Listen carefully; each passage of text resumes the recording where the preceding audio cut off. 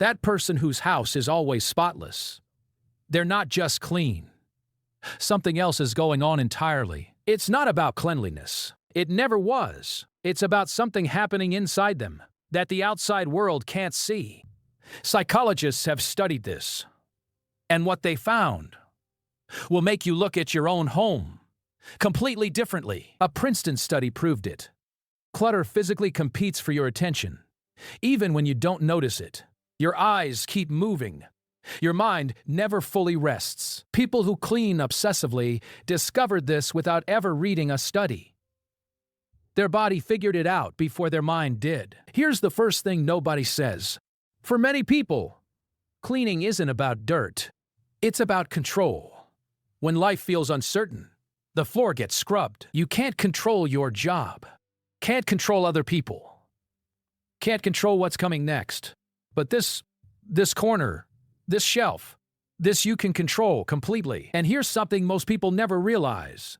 Cleaning releases dopamine. Every finished task, every cleared surface gives you a hit. It's genuinely addictive. This is why they can't just leave the dishes. It's not perfectionism. It's that the undone thing sits in their chest, like a sound they can't stop hearing. But there's something deeper. Research shows people who grew up in chaotic or unpredictable homes often become obsessive cleaners as adults. The clean house is a promise they made to themselves. Every clean surface says, I made it out.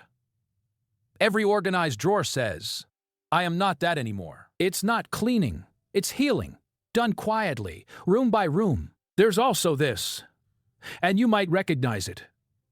Cleaning before a guest arrives isn't about the guest. It's about what you believe they'll think of you if they see the mess. The messy house feels like evidence against them.